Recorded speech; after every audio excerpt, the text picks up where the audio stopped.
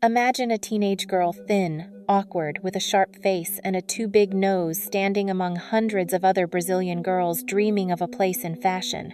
She couldn't walk the runway, didn't know how to pose, couldn't speak English, and no one believed she had a chance. And yet, just a few years later, that same girl, Gisele Bündchen, became the highest-paid supermodel in the world, forcing an entire industry to rewrite its definition of beauty. In an era when icy stares and waif-like bodies dominated fashion, when names like Kate Moss and Carolyn Murphy defined the aesthetic, Gisele showed up with something entirely different: sun-soaked charisma, radiant health, and unapologetic sensuality. They said she didn't belong, but instead of adapting to the world, she made the world adapt to her. She wasn't just another model. She was a force that beat the fashion industry, an industry known for chewing people up and spitting them out. This isn't just a story of success, it's the story of rejection, of ridicule, of being told you're too much and using that very too much to conquer the world. A story of defiance wrapped in beauty. A story of a woman who didn't fit the mold and decided to break it. Among all the 90-second supermodels, Gisele Bündchen wasn't supposed to win. And yet, she became a revolution. In doing so, she didn't just shine a light on the industry's flaws, she exposed the dark side of fashion with every confident step. Gisele Caroline Bündchen was born on the 20th of July, 1980, in Horizontina, a small misty town buried deep in Brazil's southernmost state of Rio Grande do Sul. Fittingly named, Horizontina was the distant horizon from which a German, Brazilian girl would one day rise to redefine the limits of global beauty. Her family was far from privileged, her father, a teacher and writer, her mother, a post office clerk.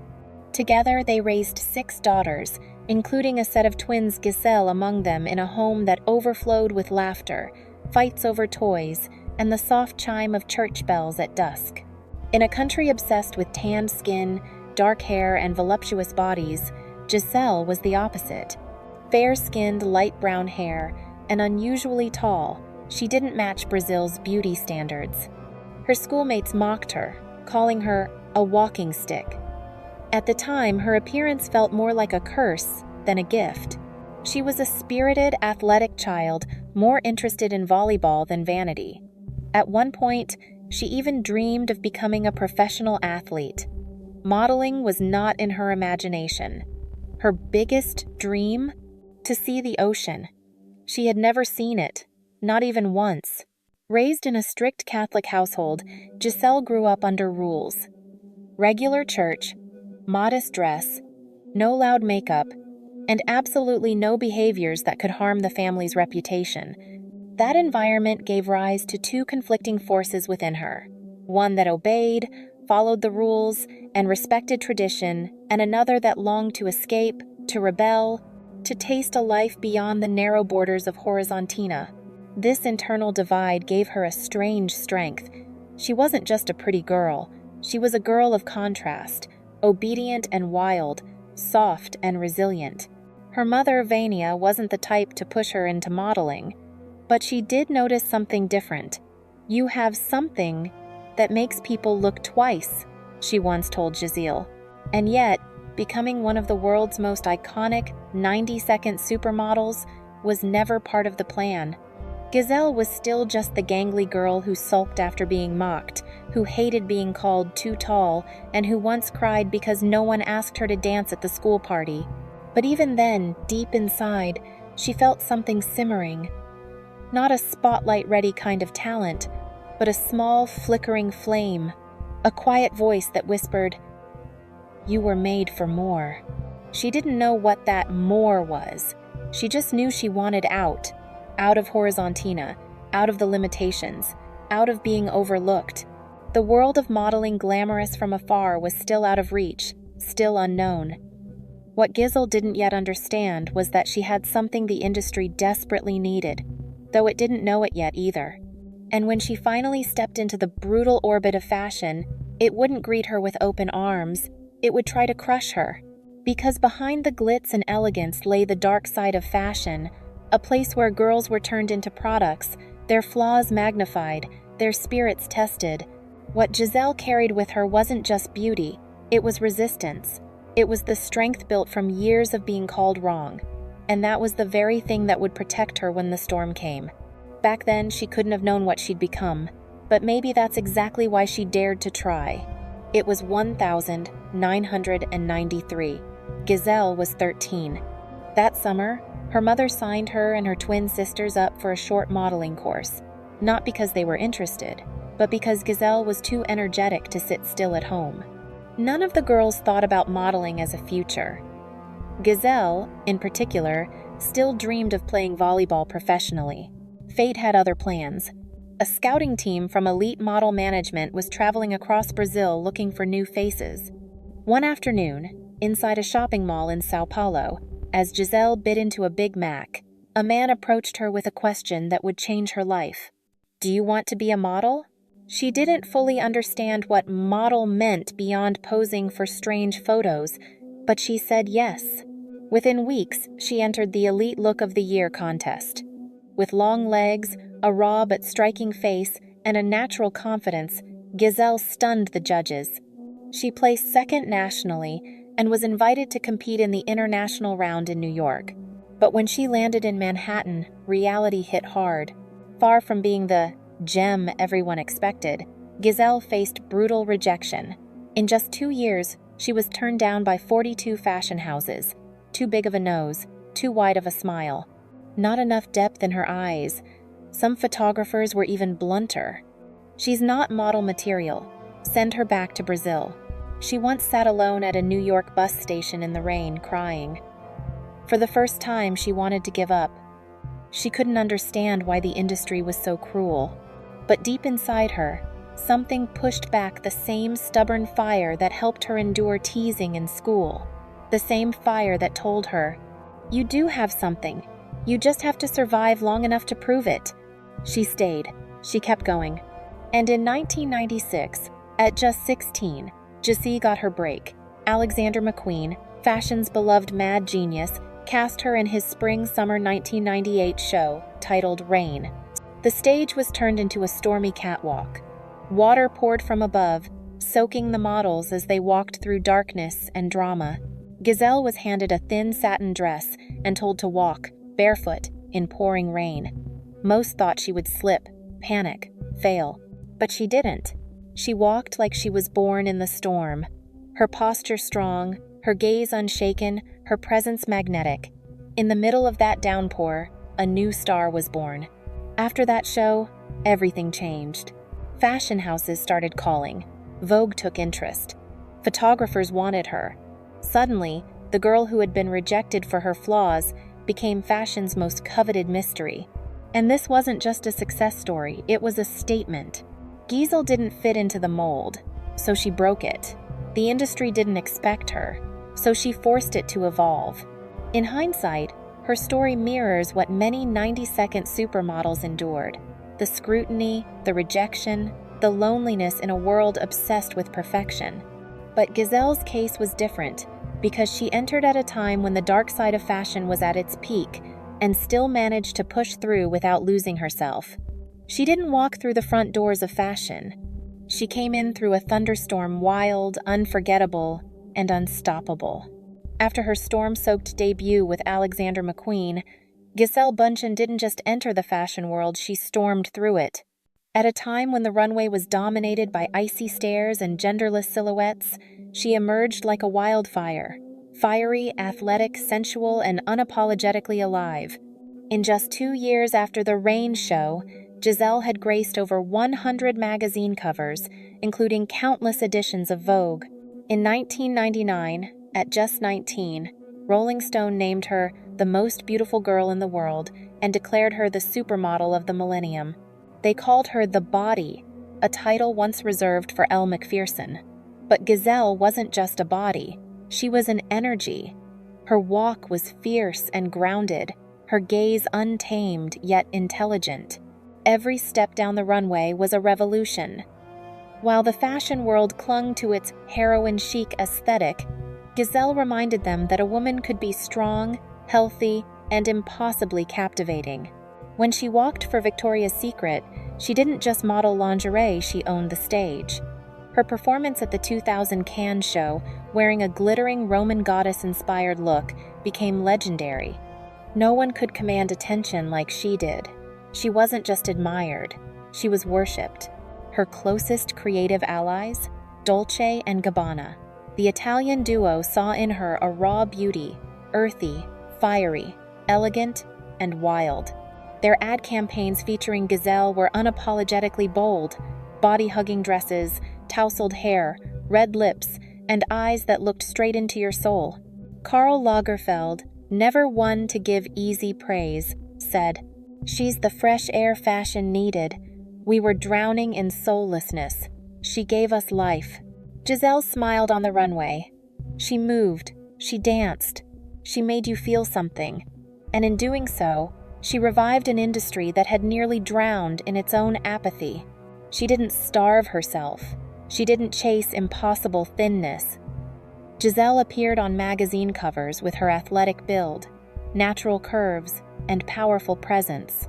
She proved that beauty wasn't fragility, it was vitality. She redefined sexy, not by shrinking herself, but by standing tall. Her influence wasn't just personal, it was generational. Gisele was the face that launched the Brazilian wave of supermodels. Adriana Lima, Alessandra Ambrosio, Isabelle Fontana, each followed in the path she carved. Brazil became fashion's next capital, and Gisele was its crown jewel. From Chanel to Balenciaga, Givenchy to Louis Vuitton, every luxury house wanted her. Forbes named her one of the most powerful women in the world. She wasn't just a girl from Brazil with a unique walk.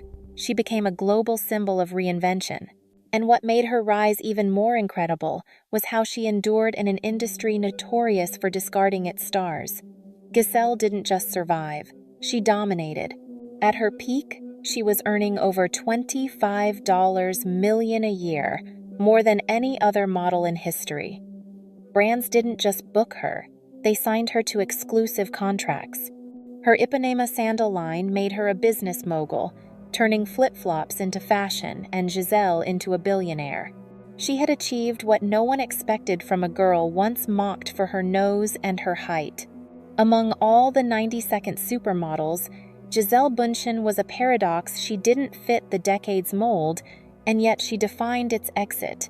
Her arrival marked a shift, a rebellion, a new dawn. She wasn't part of the machine. She was the glitch that rebooted it. And she did it all without selling her soul to the dark side of fashion. At the height of her fame, most would have expected Gisele Bündchen to bask in luxury and applause. But what made her a true icon wasn't how many covers she landed or how much money she earned. It was how she consistently refused to conform, how she stood her ground in an industry built on bending people to fit. While other supermodels of her era embraced the nightlife and tabloid fame, Gisele didn't smoke, didn't drink heavily, and rarely partied. In an environment where rebellion was a lifestyle and scandals boosted visibility, she chose discipline, boundaries, and clarity. Some said she was too clean, too controlled. But in the world of 90-second supermodels, her restraint was the boldest rebellion of all. In 2006, at the peak of her commercial power, Gisele stunned the industry by refusing a major contract. The brand had asked her to lose weight to align with their vision. Her response shook the room.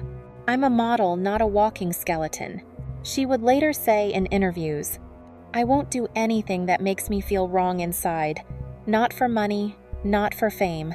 In an era still obsessed with extreme thinness, Gisele championed a new standard, natural, strong, and grounded. She refused excessive retouching. "I have wrinkles. I have flaws. I'm human, not a plastic doll," she said. Gisele also turned down several nude photo shoots unless the project had a message she truly believed in. To her, nudity wasn't about shock value. It was about liberation, not exposure. When Vanity Fair asked her to pose nude simply to celebrate the perfect body, she declined. "Perfection isn't about showing everything," she said. "It's about feeling whole." Perhaps her boldest move came in 2008, When she walked away from Victoria's Secret, the very brand that had helped make her a household name. Why? Because she no longer identified with how the company portrayed women. "I don't want to be a product," she explained. "I'm a person. I have a soul."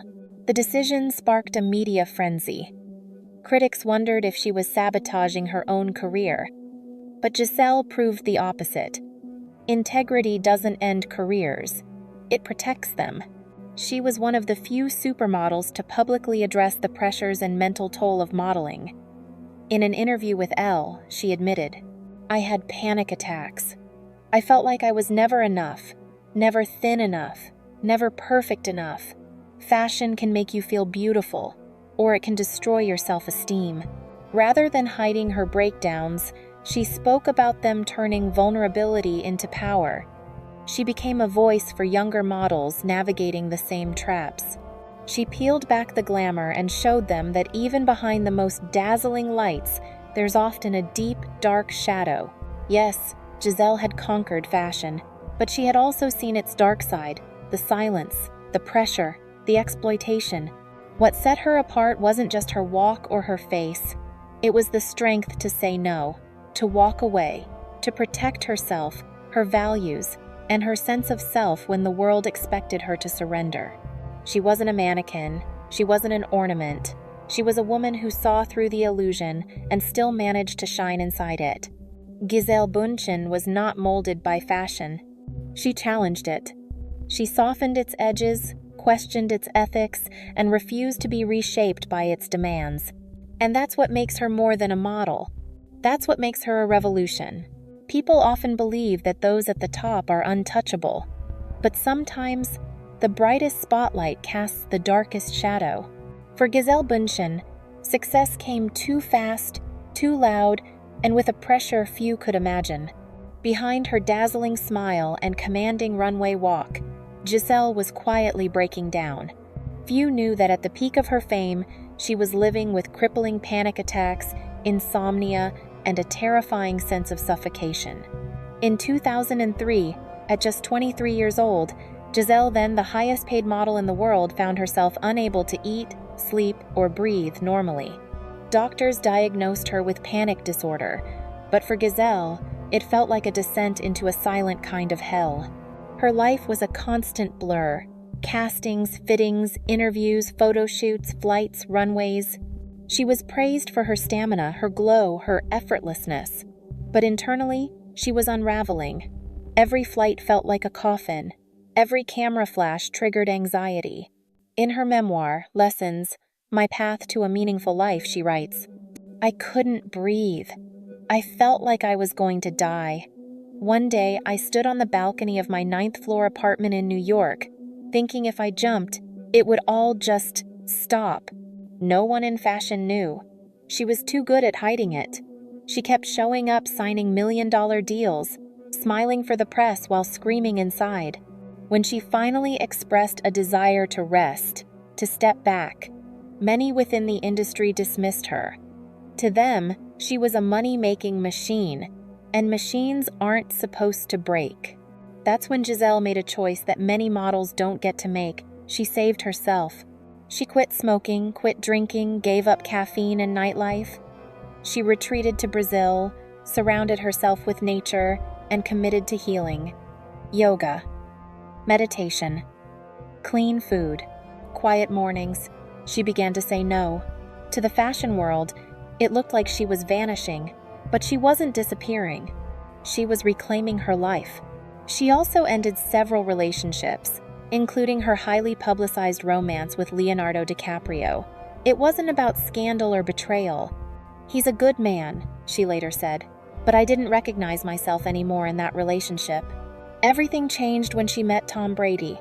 Motherhood soon followed, and with it, a profound shift. No cameras, no runways, just the beating heart of a newborn in her arms. "Becoming a mother showed me what real life feels like," she said. By 2015, Gisele officially stepped away from the catwalk. She still accepted select campaigns, only ones she believed in. Some called it a retreat. She called it rebirth. Unlike many cautionary tales among the 90-second supermodels, Gisele didn't fade into obscurity due to scandal, addiction, or defeat. She pulled away because she understood the cost of survival. She had tasted both sides of the industry, the glitz and the grind, the glory and the gaslight, and she chose to walk away before the dark side of fashion consumed her. Gisele's disappearance wasn't a fall. It was a decision, a quiet revolution in a world that never teaches girls how to stop. In stepping back, she didn't lose her power, she took it back. Today, Gisele Bündchen no longer graces every runway or dominates every magazine cover. But when people hear the word supermodel, the first image that often comes to mind is still her. Because Gisele never just represented beauty, she represented a shift, a standard, a storm. She was the woman who broke through a system designed to shape and silence. She didn't just model clothes, she modeled resilience. She redefined what power looks like in a woman. She brought health and vitality back to the runway. She showed the world that success doesn't have to come at the expense of one's soul. She didn't wait for fashion to give her a seat at the table, she built her own. Even now, her influence lingers in the curves of campaigns, the confidence of newcomers, the unapologetic ownership of one's identity. Gisele helped fashion evolve, and in doing so, she gave others permission to evolve too. Today, she lives simply, raising her children, practicing meditation, advocating for the environment. She no longer needs flashing lights because true legacy doesn't need noise to endure. And perhaps, if Gisele Bündchen were to debut today, people would still call her too much. Too tall, too bold, too different. But as she proved decades ago, sometimes it's the too much that changes everything. Among the pantheon of 90-second supermodels, Gisele didn't just survive the dark side of fashion. She outshined it.